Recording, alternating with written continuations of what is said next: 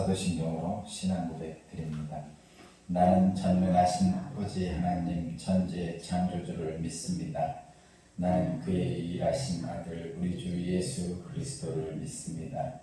그는 성령으로 잉태되어 동정녀 마리아에게서 나시고 본디오 빌라도에게 고난을 받아 십자가에 못 박혀 죽으시고 장사된 지 사흘 만에 죽은 자 가운데서 다시 살아나셨으며 하늘에 오르시어 전능하신 아버지 하나님 우편에 앉아 계시다가 거기로부터 살아있는 자와 죽은 자를 심판하러 오십니다. 나는 성령을 믿으며 거룩한 공교회와 성도의 교제와 죄를 용서받는 것과 몸의 부활과 영생을 믿습니다. 아멘. 찬송가 425장입니다. 425장.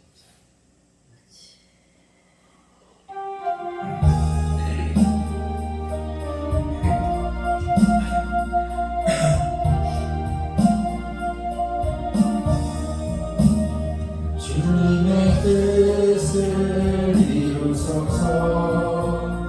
고요한 중에 기다리니 진흙과 같은 날 믿으사 주님의 영상 만드소서. 주님의 뜻을 이루소서. 주님 말 앞에 엎드리니 나의 말속을 살피시사 눈보다 이게 하옵소서. 주님의 뜻을 이루소서. 병들어 몸이 피곤할 때 권능의 손을 내게 펴서 강건케 하여 주옵소서. 주님의 뜻을 이루소서. 온전히 나를 주장하사 주님과 함께 동행함을 만민이 알게 하옵소서. 아멘.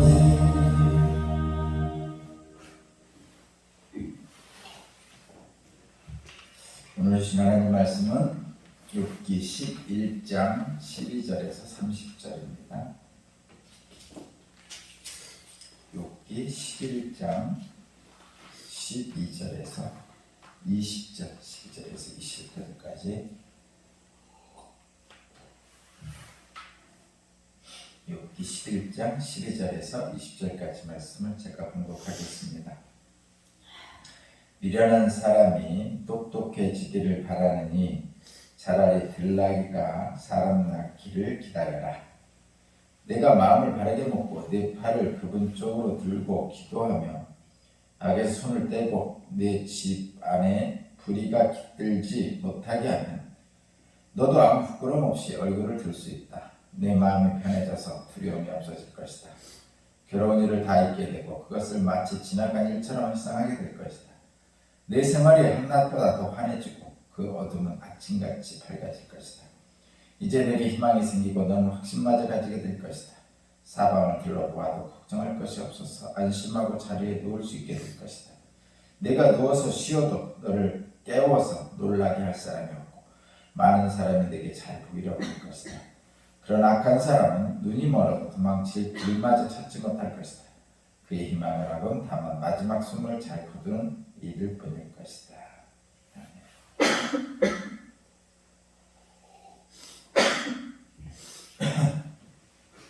오늘 말씀의 제목은 하나님 앞에서 겸손합시다. 하나님 앞에서 겸손합시다. 하나님 말씀의 제목이고 또 소제목으로 보면 대화와 타협입니다. 대화와 타협. 오늘 말씀은 이제 소발이 욥에 대해서 하는 말입니다. 욥에 대한 충고죠. 어쨌든 전체적인 구조는 그렇죠. 욥은 자신의 처지를 한탄하고 하나님께 질문하고 또 질문하는 과정 속에서 그 모습을 본 세 친구들이 욥을 책망하고 있는 것이죠. 그런 구조 속에서 다만 이 세 친구들의 책망은 욥의 처지를 이해하지 못하고 자신의 입장에서만 이야기하고 있다는 것이 이 욥기의 전체적인 내용의 구조입니다. 그런 입장에서 바라보면 이해할 수 있고, 그런 입장이 아니면 이 세 친구가 얘기하는 하나님에 대한 이야기, 자신들의 경험에 대한 이야기, 그리고 하나님과 자신들의 이야기를 신학적으로 이제 신학이라고 표현하면 그 신학이 이제 옳은 것입니다. 틀리진 않습니다. 그러나 이 하나님과 이 세 친구에게 있었던 그 전통적이고 인습적인 신학이 지금 이 욥에게는 적용이 되지 않는 상황이다 이런 뜻입니다. 그런 상황 속에서 욥과 욥의 탄식과 세 친구의 책망이 지금 계속 반복적으로 이루어지고 있습니다. 먼저 13절부터 이제 20절까지 먼저 한번 보겠습니다. 13절부터 20절. 지금 이 소발은 욥에게 이제 충고를 하고 있는 거죠. 근데 이 충고는 그 일반적으로 보면 잘못된 것이 없습니다. 그래서 그냥 일반적으로 보고 한번 먼저 보고 그 다음에 욥에게는 어떻게 적용할 것인가를 한번 보도록 하겠습니다. 먼저 13절, 14절을 보면요. 죄 지은 자가 회개하는 것을 얘기합니다. 죄 지은 자들이 회개하는 것을 얘기하죠.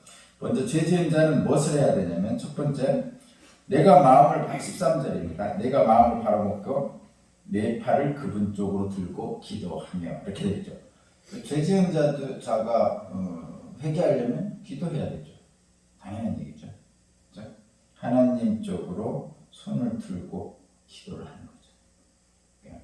자신의 죄를 인정하고 마음을 바르게 먹고 하나님 앞에서 손 들고 기도해야 되는 거죠. 회개하는 자는, 죄 지은 자는. 그다음에 두 번째 해야 될 일은 뭐냐? 첫 번째는 기도해야 되고 두 번째는 14절 악에서 손을 떼고 내 집안에 불의가 깃들지 못하게 해야 되죠. 그죠? 이제 자신의 죄악을 회개하는 사람은 첫 번째는 하나님 앞에서 마음을 정결하게 하고 마음을 바꾸고 손 들고 기도를 해야 되죠. 기도해야 됩니다. 두 번째는 기도를 했으니까 하나님 말씀대로 악에서 손을 떼야 되죠.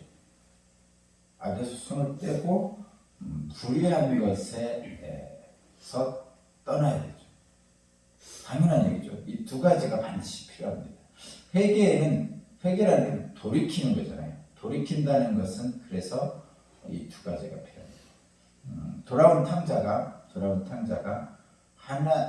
그 먼 나라에서 허랑방탕하게 다 재산을 탕자를 하고 돼지 지엄내를 먹다가 하나님 아버지가 생각났죠.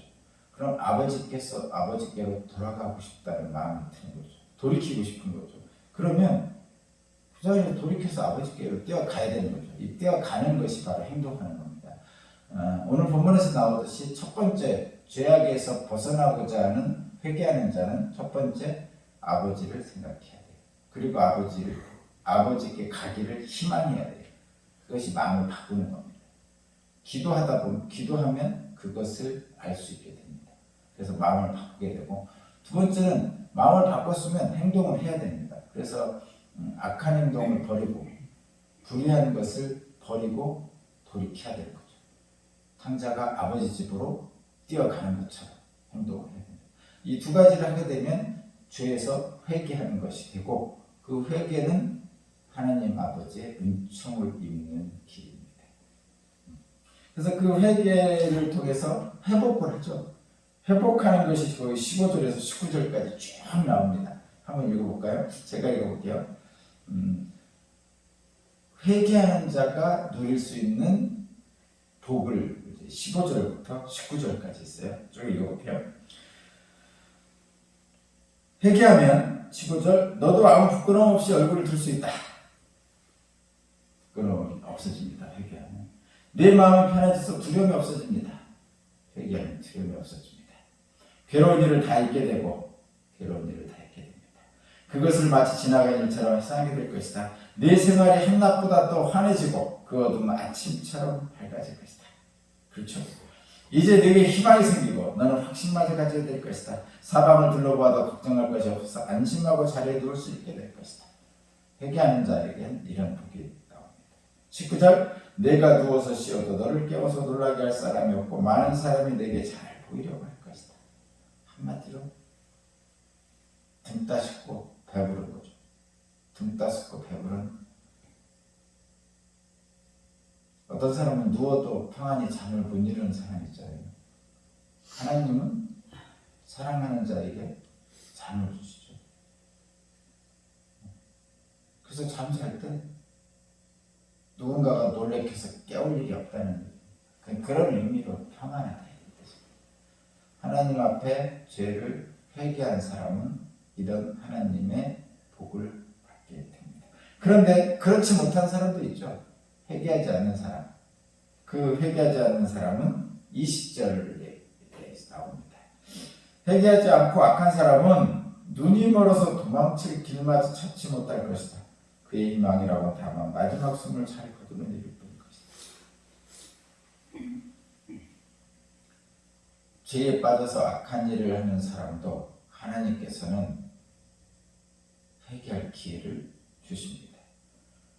하나님 앞에 서서 마음을 바꾸고 돌이킬 것을 작정하고 기도하면서 그리고 실제로 행동을 악한 행동에서 또는 불의한 것에서 돌이키면 하나님께 돌아오면 하나님께서는 그것에서 벗어날 수 있도록 해주시고 평안한 안식을 주십니다.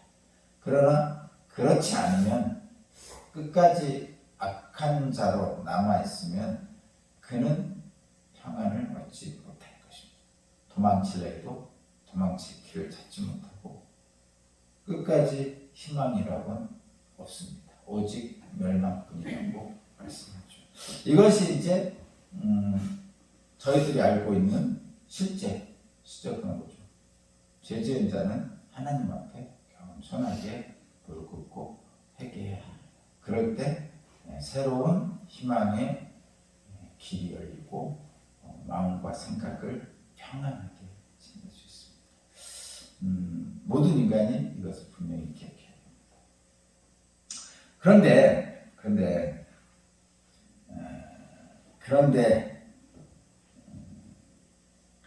14절을 이렇게 다시 한번 보면요. 14절 악에서 손을 떼고 내 집안에 불의가 깃들지 못하게 하면 이렇게 표현하고 있죠. 근데 지금 이 소발이 하는 말은 지금 그 요백이 하는 말이잖아요. 요백이 하는 말이죠. 지금 이 소발은 요백이 왜 이런 말을 할까요? 13절 14절 내가 마음을 바르게 먹고 내 팔을 그분 쪽으로 들고 기도하며 악의 손을 떼고 내 집안에서 불의가 깃들지 못하게 한다면 이렇게 얘기하고 있는 것은 지금 요백이 얘기하고 있는 거죠. 소발이. 그러면 이렇게 얘기하고 있다는 것은 뭐냐면 욥 너는 마음을 바르게 먹지 않고 있고 하나님께 기도하지 않고 있고 악에서 손을 떼지 않고 네가 불의하게 하고 있다라는 거죠. 지금 욥에게 이렇게 얘기하고 있는 거예요. 내가 마음 바로먹고 기도하고 악에서 떠나 있으면 너는 하나님께서 너를 용서해 주셔서 평안을 얻게 할 것이다. 이렇게 얘기하고 있는 거죠. 그렇다는 얘기는 거꾸로 무슨 얘기예요? 욥은 지금 마음을 바르게 먹지 못하고 불의하고 악한 행동을 하고 있다. 이렇게 얘기하고 있는 거죠. 근데 여러분도 알지만 욥은 정직하고 온전하고 하나님을 경외하며 악에서 떠난 자라고 하나님께서 칭찬한 자거든요. 그리고 여러분도 알다시피 그 사탄이 시험하기 위해서 지금 욥에게 권한을 준 거죠. 그러면 언뜻 봐도 욥은 죄에 빠지지 않았죠. 욥이 받는 고난은 사실 지금 이 13절 14절에 말하는 이 소발이 말하는 이 죄의 원인에 의해서 고통받고 있는 것이 아닙니다. 아니에요. 그러면 이 소발이 말하는 것처럼 죄 있는 자는 고통받고 선한 사람은 복을 받는다는 이 논리가 전통적이고 인식적인 신학이 이 욥에게는 적용이 안 돼요. 그런 욥이 겪는 고난의 이유를 죄 때문이라고 단정하고 지금 회개하라고 지금 책망하고 있는 거예요. 충고하고 있는 거죠.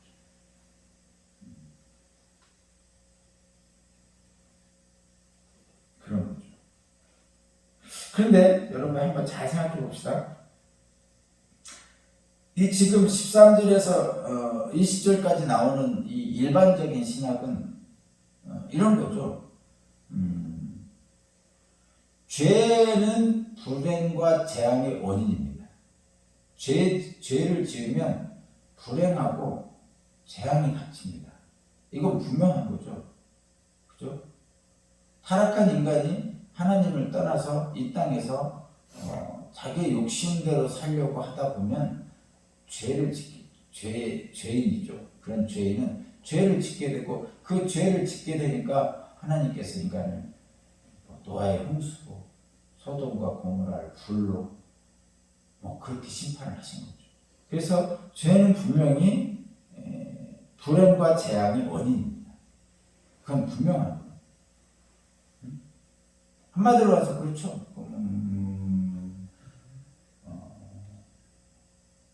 환경오염이 기후변화를 초래해가지고 우리가 미세먼지 또는 냉해, 한파, 이런 농작물을 제대로 지을 수 없는 이런 피해를 우리가 당하잖아요. 그러니까 환경오염은 인간의 죄 때문에 나온 거잖아요. 인간의 욕심이 지나쳐가지고 화석의 원료를 지나치게 떼서 지구가 온난화되고 이런 것들 때문에 기후변화를 초래하고 결과적으로 보면 미세먼지니 우리가 마스크 쓰지 않으면 나다닐 수도 없고 흐르는 물을 마실 수도 없는 그런 상태로 우리가 살고 있잖아요. 이게 참 인간의 죄 때문에 나타나는 불행과 재앙들이라는 거죠. 태풍도 옛날보다 훨씬 더 심하고 그런 일들이 생긴다. 실제로 그래서 죄는 불행과 재앙의 원인입니다. 그 죄는 타락한 인간이 가지는 지나친 욕심이죠. 거기서부터 나오는데 어쨌든 분명한 것은 죄는 불행과 재앙의 원인입니다. 그런데 여러분 모든 불행과 재앙이 죄 때문이냐? 그렇지 않다는 거죠. 자, 이게 여러분의 논리가 죄는 불행과 재앙의 원인이지만 모든 불행과 재앙이 죄 때문만은 아니라는 거예요. 왜 그러냐면 두 번째 걸 제가 예를 들게요. 그러니까 죄는 불행과 재앙의 원인입니다. 환경오염 때문에 기후변화가 생겨서 불행하고 재앙이 나오죠. 그거는 맞죠. 그런데 불행하고 재앙이 닥치는 것이 모두 죄 때문이냐? 아닐 수도 있다는 거죠. 한마디로 말하면 환경오염 전에도 태풍이 있었어요. 환경오염 전에도 추위가 있었어요. 더위도 있었고, 그죠? 그러면 태풍이 와서 당한 재앙, 불행 있잖아요. 너무 추워서 얼어 죽는 사람 있잖아요. 그것이 환경오염 전에도 있었단 말이죠. 그런 환경오염 전에 있었던 죄 때문이 아닌 그냥 자연적인 재해, 불행, 그에 따른 불행이 있었단 말이죠. 그것이 그 재앙과 불행을 겪는 사람의 죄 때문이냐? 태풍 때문에 피해를 입은 농가가 그 사람의 죄 때문이냐? 꼭 그렇지는 않다. 다시 한번. 죄는 불행과 재앙의 원인입니다. 그러나 모든 불행과 재앙이 죄 때문만은 아니에요. 그래서 일반적으로는 죄를 지으면 불행과 재앙을 당하기 때문에 회개해야 돼요. 이 소발의 말처럼. 회개하면 하나님께서 그 불행과 재앙을 회복할 수 있게 해주십니다. 소발의 말처럼. 그러나 욥의 경우에는 욥의 죄 때문이 아닙니다. 욥이 겪는 불행과 재앙은 욥의 죄 때문이 아니에요. 그렇기 때문에 소발은 욥이 죄 때문에 네가 겪고 있다, 불행을 겪고 있다 이렇게 충고하면 욥에게는 맞지 않는 거죠. 그래서 뭐라고 표현하면 그걸 우리가 조심해야 되고 12절을 한번 보겠습니다. 12절은 미련한 사람이 똑똑해지기를 바라니 차라리 들라이가 사람 낳기를 기다려라. 미련한 사람이 똑똑해지기를 바라니 차라리 들라이가 사람 낳기를 기다려라. 이 들라기가 사람 낳는다는 것은 불가능한 거죠. 그러니까 미련한 자가 똑똑해지는 것도 불가능하다는 의미가 들어있는 거예요. 그런데 그 바로 다음에 13절을 보면 회개하라는 얘기잖아요. 그죠? 그러면 앞에 있는 12절하고 13절 이하가 잘 매치가 안 돼요. 왜냐하면 13절 이하는 회개하면 회복된다는 거잖아요. 그러면 12절은 미련한 사람이 똑똑해지기 어렵다는 얘기인데 그러면 회개도 어렵다는 얘기죠. 근데 이 말을 다르게 볼 수도 있다는 거예요. 거기 12절에 디귿이라고 써있죠. 12절에 디귿. 그럼 밑에 있는 디귿을 읽어보면 되겠죠. 디귿 12절에 디귿, 그러니까 본문은 그렇게 써있지만 밑에 디귿에는 뭐라고 써있냐면 미련한 사람도 똑똑해질 때가 있고 들나귀 새끼도 사람처럼 길이 들 때가 있다. 이렇게 사용하기도 한다는 거예요. 그러면 지금 12절에 써있는 거하고 밑에 디귿이 써있는 거하고 내용이 반대입니다.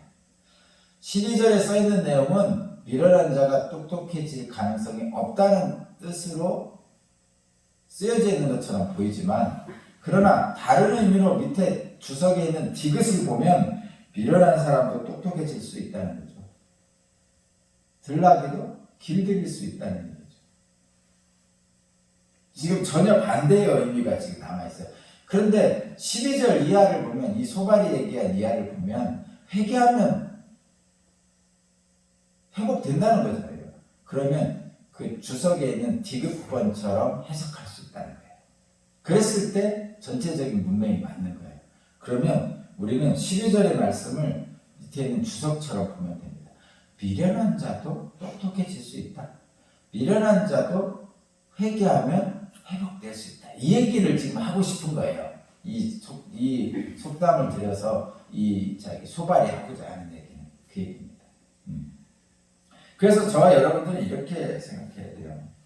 제가 오늘 말씀 제목이 하나님 앞에서 겸손해야 됩니다. 이렇게 표현했죠. 그리고 소제목으로 대화 타협이라고 했습니다. 12절의 말씀에 있는 것처럼 미련한 사람이 결코 똑똑해질 수 없다. 미련한 사람은 회복할 수 없다. 죄 지은 자는 회복할 수 없다. 이렇게 보면 아무것도 할 수 없어요.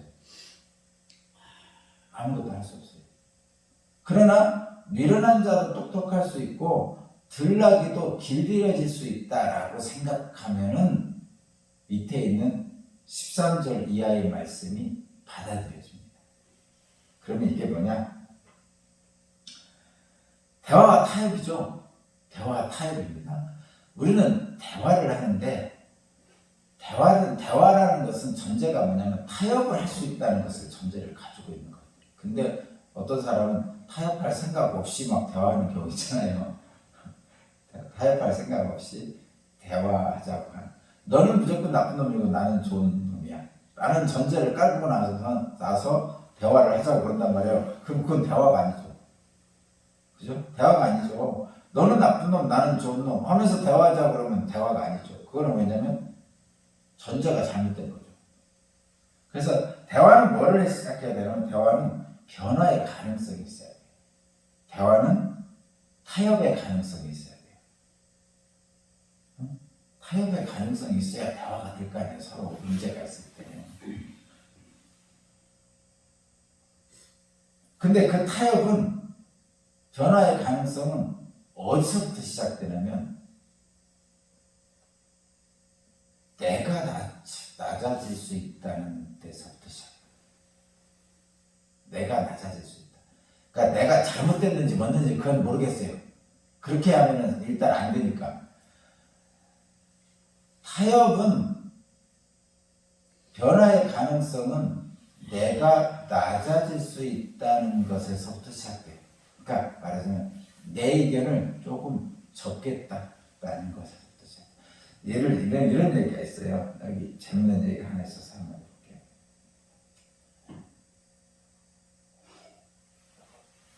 미국이든 어디 저 유럽이든 어디 가보면 산양들이 있어요. 산양.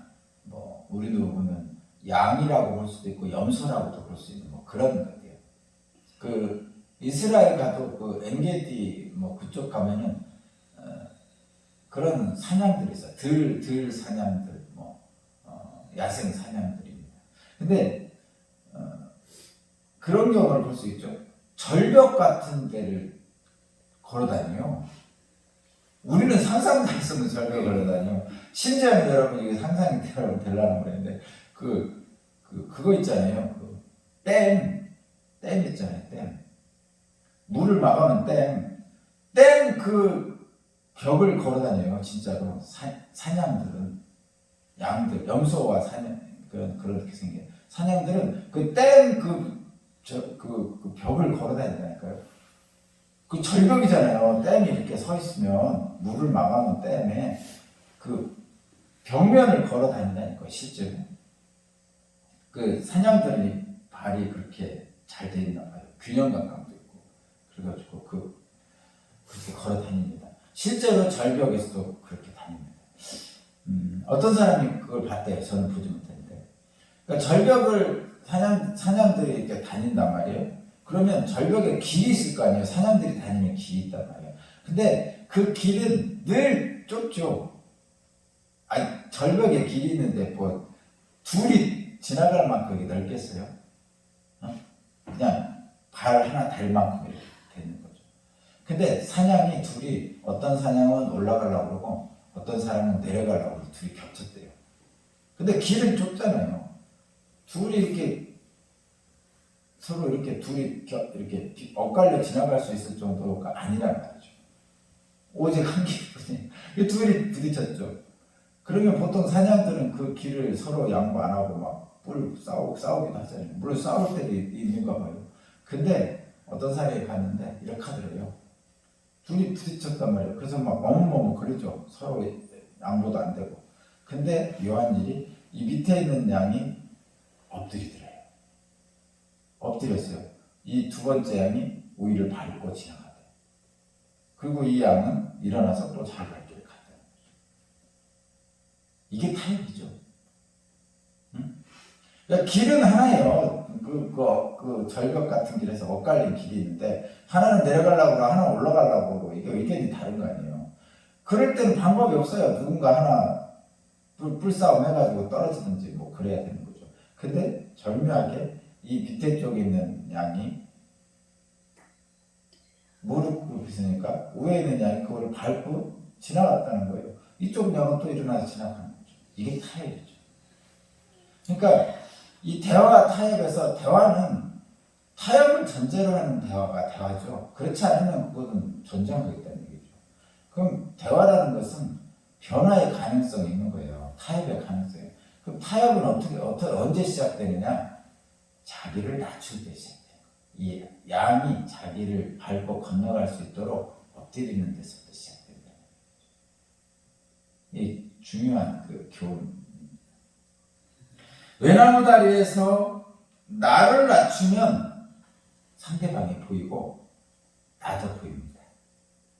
겸손한 자는 너도 살고 나도 살고 모두를 살린다는 거죠. 하나님 앞에서 나를 낮추면요 하나님이 보이고요. 나도 보입니다. 여러분, 하나님이 보이면 다 된 거 아니에요? 응? 하나님이 보이면 다 된 거 아니에요? 그죠? 어떤 어려운 일이 있을 때 또는 뭔가 새로운 일을 계획할 때 하나님이 보이면 다 된 거죠. 뭐 그 이상 뭘 더 바라겠어요. 그 길로 가면 되니까. 자, 하나님 앞에서 겸손하게 오늘 또 승리하는 저와 여러분 되시기 바랍니다. 하나님 감사합니다. 믿음으로 주님 말씀대로 살겠습니다. 감사드립니다. 예수 그리스도 이름으로 기도.